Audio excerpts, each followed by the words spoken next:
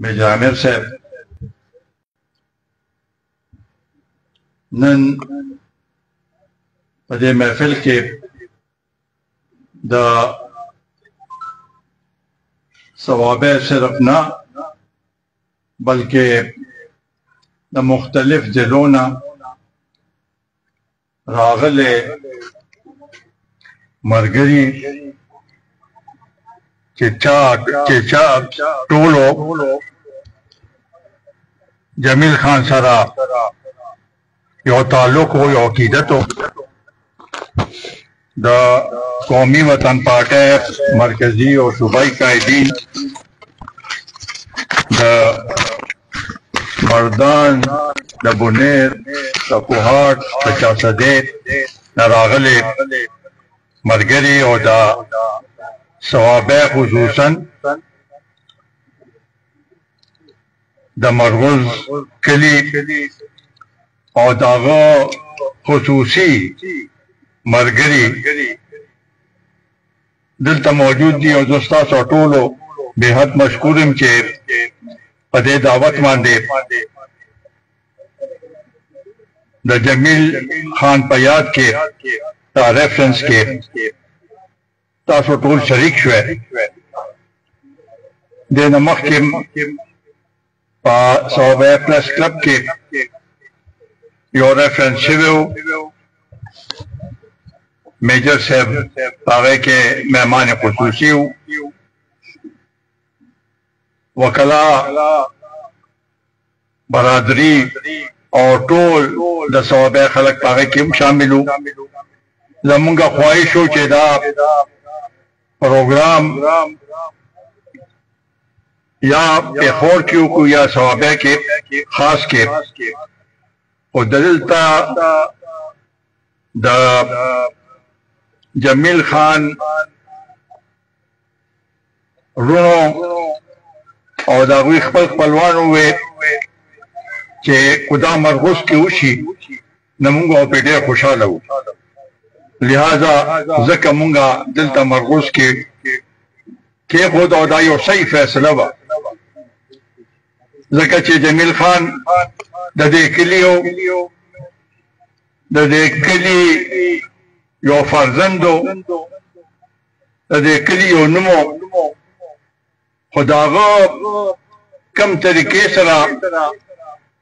चे खपल अहलियत सरा खपल सियासी शऊर सरा और खपल काबिलियत सरा दागा नुमदाम रखोर शो कि उस पदे पुख्तून सीमा के जिला पे जिला खलक जमील खान पेजनी द जमील खान सिर्फ द सियासी नजरिया ना बल्कि अगर समाजी चिकम कालमुन लिखलियो नागा सिर्फ देश सूबा के ना बल्कि टोल पाकिस्तान के आखिर के खौदा से अखबार चला मुंसलिक हो कि अगर टोल पाकिस्तान के कत्ल के दर न दे दिया सरा जमील खान नूम दे वसी आगे मानदे हर चा पेजंद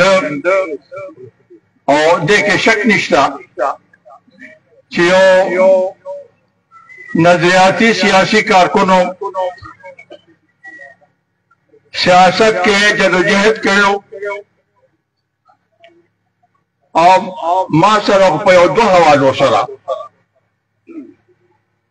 यो द जियाउल हक मार्शलों खिलाफ चमुंगा पाग वक्त के पीपल्स पार्टी की आगा जदोजहद जमा याद दे और पजेल के मुंगा योजे वक्त तेर करे और आगे पजेल के कम कारकुनान दा पारा स्टडी सर्कल में अलतम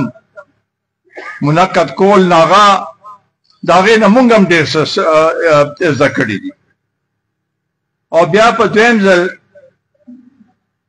16 दिसंबर 2011 کې چې پیپلز پارټي شیرپو جوړ شو نو هغه کې موږ سره شامل شو. داغه نه پس بیا رفتا چې هغه په قومي وطن پارټي کې بدل شو نو هغه موږ سره ماغه شانته منسلک وو، بلکې په قومي وطن پارټي کې زمونږه بنیادی دستاویز چې دی داغه به مونږه دا وایو کو پاره کې 80-90% کار چې دی نه د جمیل خان او دا نظریه پارټي له کوغه ورکړې و د نیو سوشلیزم ناغه دته تجویز هغه زمونږه هغه باندې پارټي باسو کو هغه مونږه منظور کو. دا نظریه وا چې دا انګريز غلامی خو ختم شوه ده. د دوا سپر پاور چې هغه یو ختم شو بلم په تنزله باندې دي خو هغوی په موږ باندې او خاص کر د پښتون قوم باندې اوس په نور طریقو سره خپل دباو خپل اثر اچي او د دې به موږ مقابله کول غواړو. په دې کې IMF شو، ورلد بانک شو، دا فیټ شو چې دا کم نمونږ وسوتیو دا ټول شیزونه په دې کې د ملټي نېشنل کمپنی چې شوې دوی زمونږ وسایل دوی زمونږ باندې داسې پریشر د IMF اچي چې په هغې باندې مونږ ته د پښتون قوم ته نقصان رسي. نه دې دپاره د قومي وطن پارټۍ دا هغه وه چې مونږه دا نیشنلزم دا قوم پرستي چې د ملټي نیشنل کمپنیو نه د IMF نه د ورلد بانک نه د فیټف نه مونږه خپل دا پښتون قوم د نه بچو ساتو ولا د مقابله مونږ وکړو. نو دا یو ډېر لوی وسیع سوچ و او دا دغه په هغې کې نقطه نظر کې دا هغه زموږ دپاره دا سوچ شروع کړی و. جمیل خان صرف موږ سره پارټۍ کې په دې لحاظ سره هغه زموږ د پارټۍ ملګری و خو زما دوست و او موږ د یو بل احترام په پارټۍ په محفلو کې خو هسې د هغه چې کومه همدردي ما سره وه او کوم طریقې سره وه چې موږ یو بل سره وخت تېراو نو هغه دغه یاد به موږ همیشه دپاره یاد ساتو. میجر صاحب هم وویې نورو ملګرو هم وویې د هغه کالمونه کو هغه مشرق کې و کو هغه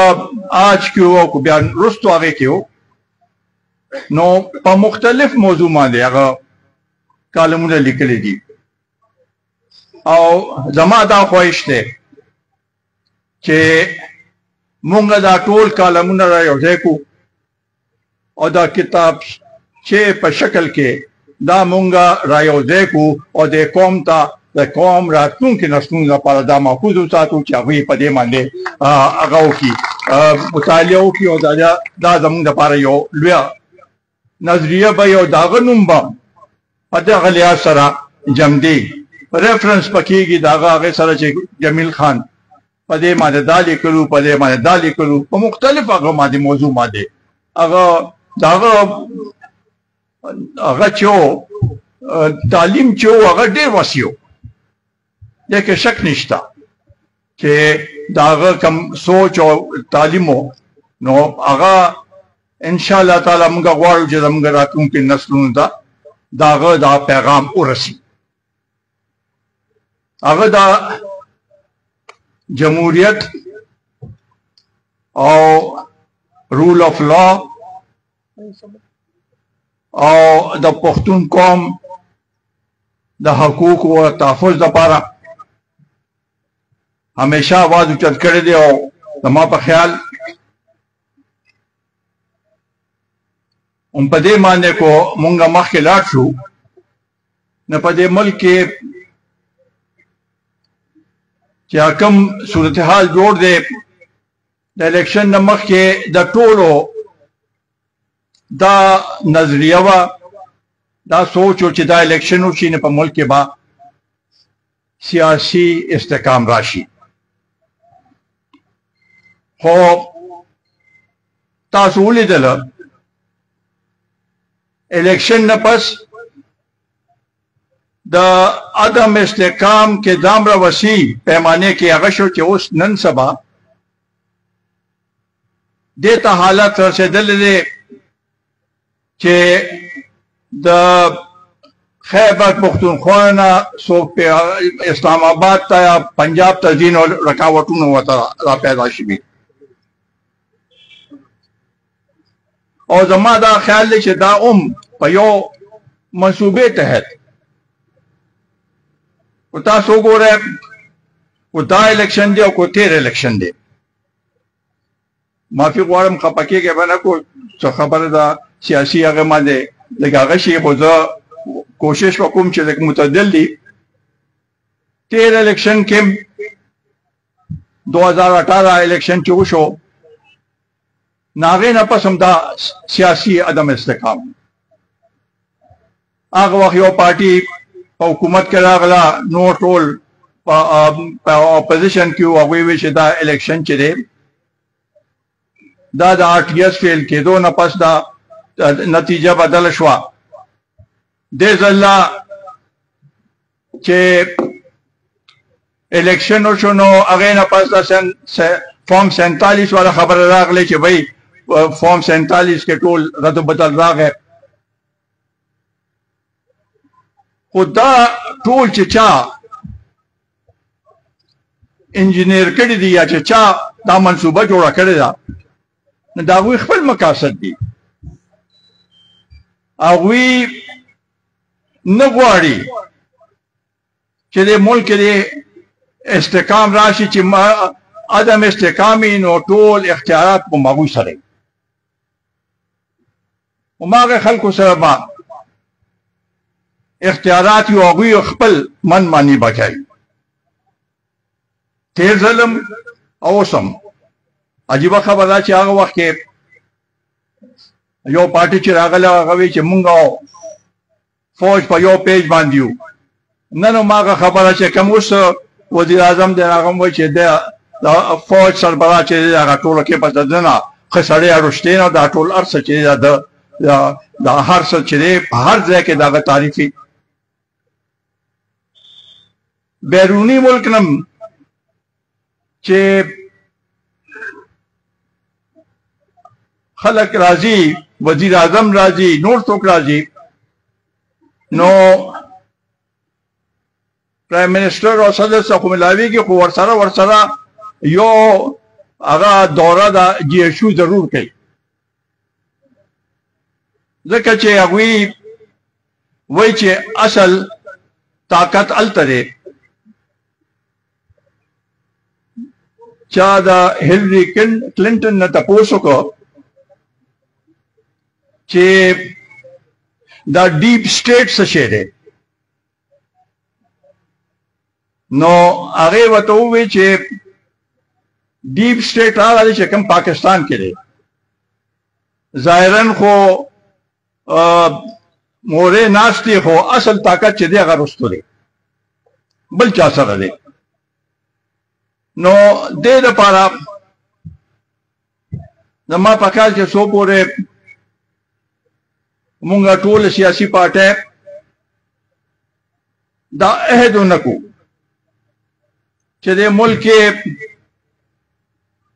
په صحیح معنو کې جمهوریت مونږ راوستل غواړو په هغه کې چې سمره پارټۍ دي بشمول د پاکستان تحریک انصاف مونږ غواړو چې ټول کینی او دا عہد وکړي چې هر څه چې د دې ملک باغ دور با د ملک منتخب نمائندگان چلی او هغوی به د دې ملک منتخب نمائندگانی او هغه به صحیح معنو کې دا ملک چلی بل چاله دا اختیار نه ورکو او سازشونه هماغه شان دي شروع دي اوس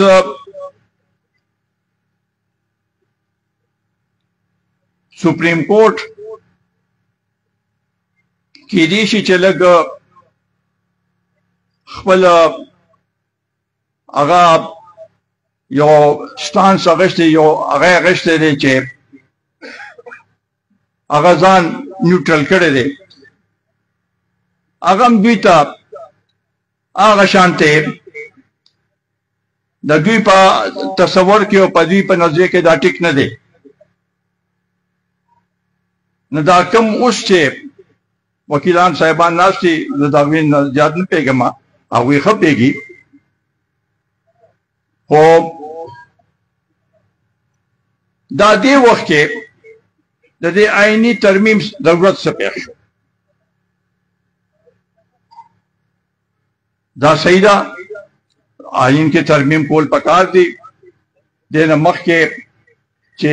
73 آئین جوړ شو متفقه طور باندې جوړ شوی دی هغې نه پس په 18ویں ترمیم چې 9 میاشتې ولګېدې زه په هغې کې د هغې ممبر وم 9 میاشتې ولګېدې او هغه متفقه طور باندې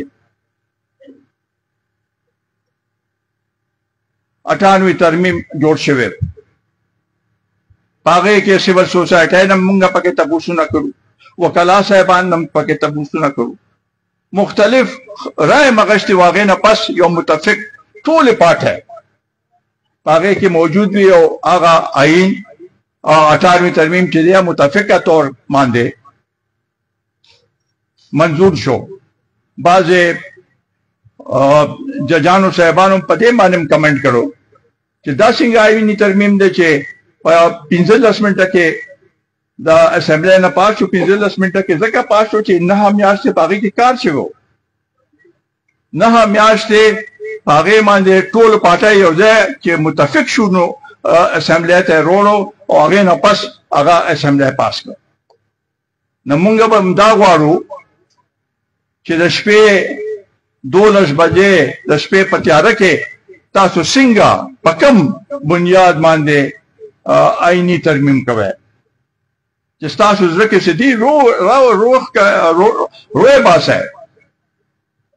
او په هغه وخت کې هم چې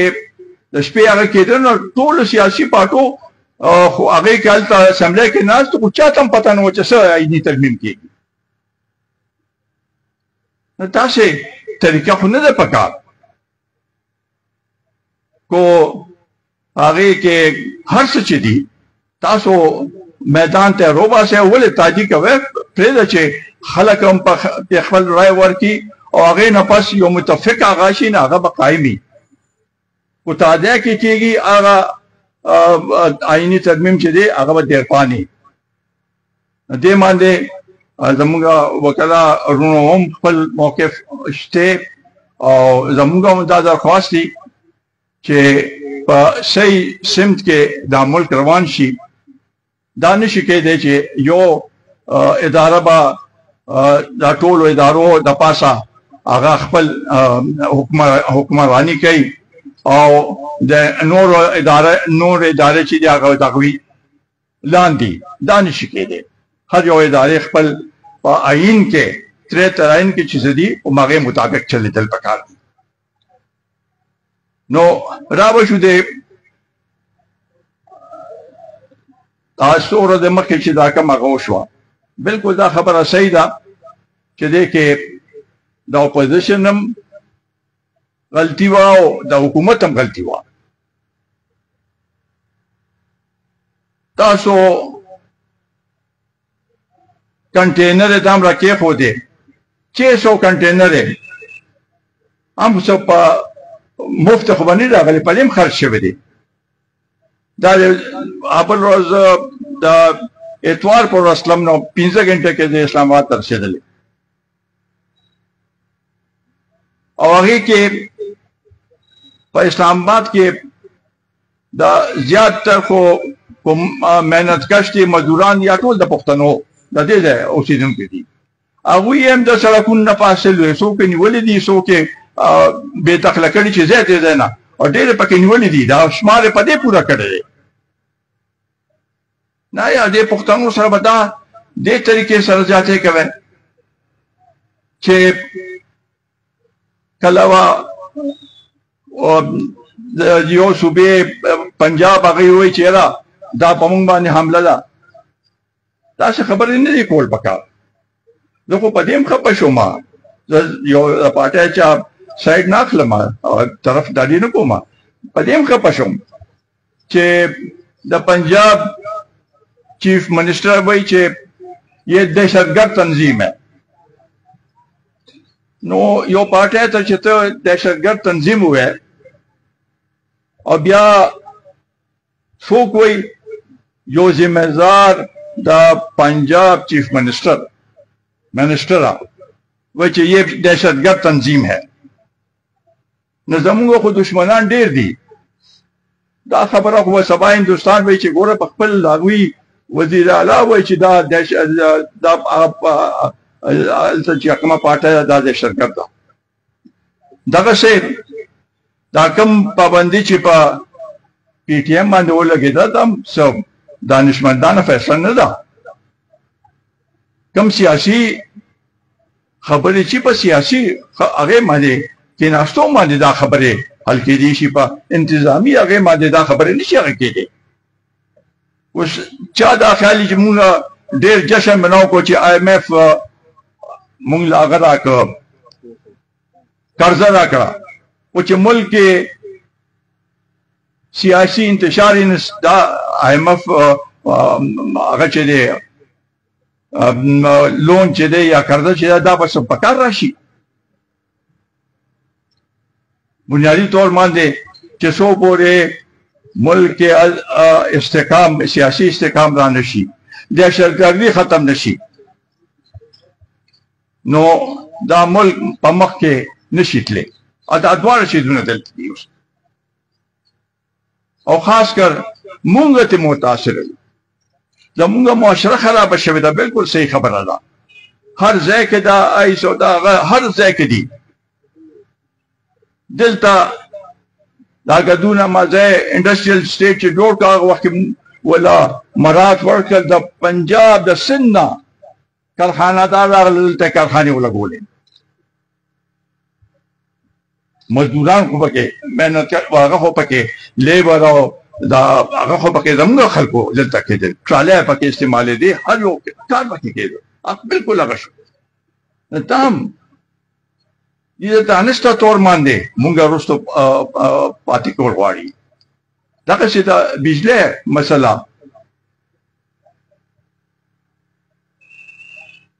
₹70 یونټ بجلی ده او د دې غریب د یو کارکن 40,000 یا 50,000 تنخواه ده په هغې کې هغه څنګه بل ورکړي په دې کې 3,000 ارب روپے قرضه ده چې د آی پی پیز نه چې کوم اخیستې ده هغوی ته به ورکوي یاره ما ته په دې پوره دنیا کې یو ملک وښایه چې هلته یو کارخانه ده د بجلی کارخانه ده و آی پی پی ورته ووایه چې هغوی بجلی نه پیدا کوي او بیا هم ولته پیسې ورکوي دا کم دی دا کم دی انصاف دی دلته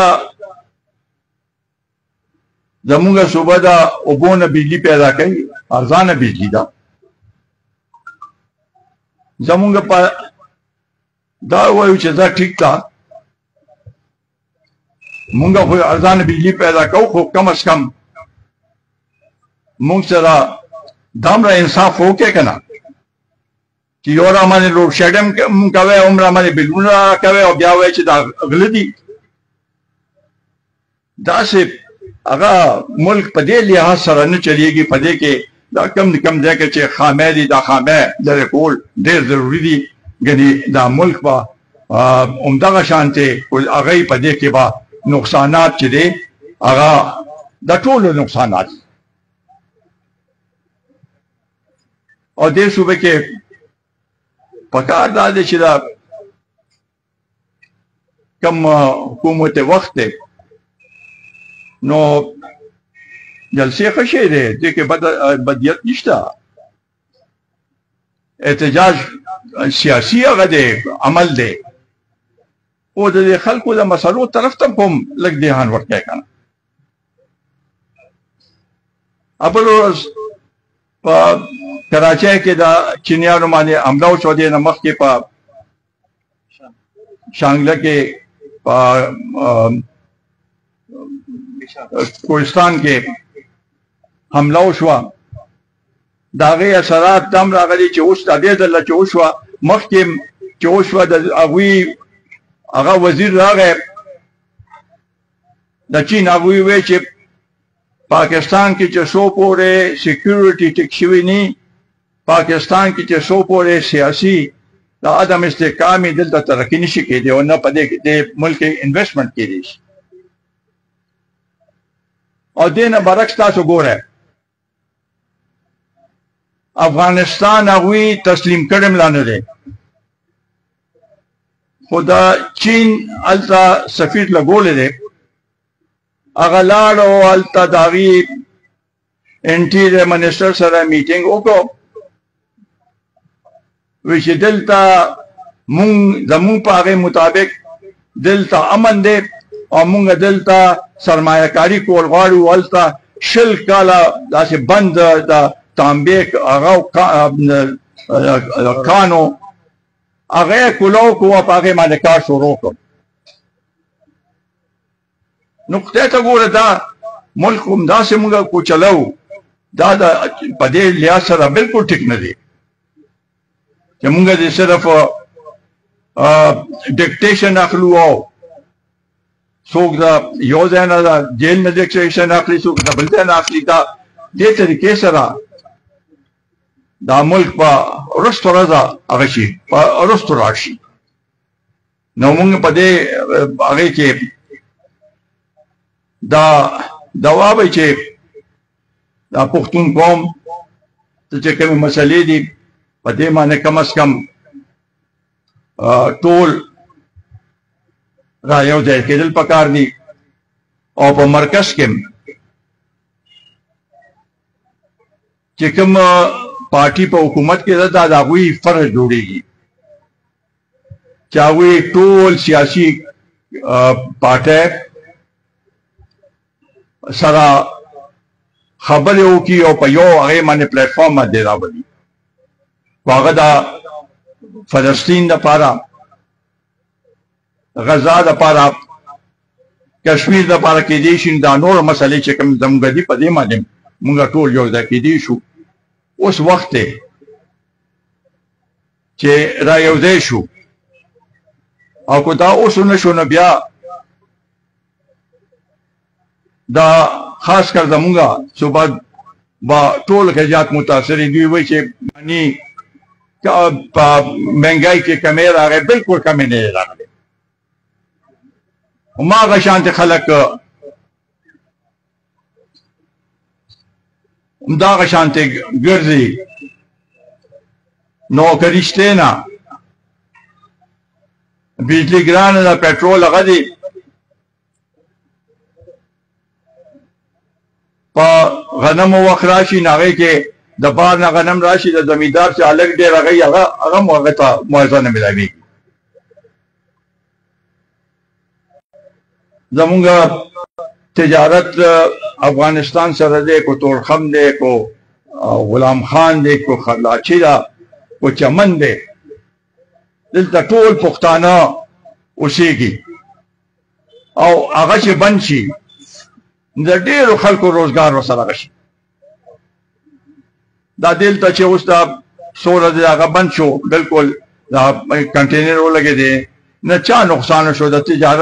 تاجرانو نقصان شو د غریبانو نقصان شو د مهنتکشو نقصان شو هر چا نقصان شو د دې لپاره ما په خیال چې ټول په یو اواز سره او خاص کر د ثوابه خلک ثوابه مشران خو په لړی دا هر یو هغه باندې دا غوی خپل یو خو موقف دی او د جمیل خان په نظریه باندې سوچ باندې ډېر خلک هغه نه متاثر دي او هغوی هغه چلیږي نو مونږ به هم دا غواړو چې دا ضلع په ضلع کوسوات کې د امن دپاره خلک روزي دغه شانته په هر یو ضلع کې خو د امن دپاره خلک رووتل نو زما په خیال دا چې څوک دا مونږ کې دهشت چا پیدا کړی دی هغوی ته به تقویت نه ملاویږي هغوی به په شا لاړ شي همدې دپاره مونږ لا پکار دی چې مونږ ټول دې کې کوشش وکړو او چې دا قوم د دې دهشتګردۍ نه محفوظ کړو د قوم چې کوم مسلې دي او کوم زمونږ حقوق دي د هغې دپاره آواز اوچت کړو په دلایلو سره دا شیدونه په جنګ باندې نه کېږي په دلایلو سره چې زمونږ څه حق دی مونږ وایو چې مونږ ته خپل حق ملو شي او هغې دپاره به انشاءالله تعالی مونږ خپل همدا جدوجهد جاري ساتو او دا جمیل خان نظریې په مطابق با خپل عمل مخ پر وړاندې بوځو ستاسو ډېره شکریه ډېره مننه چې تاسو ټول دې ته راغلئ او دا ریفرنس هم کامیاب کړ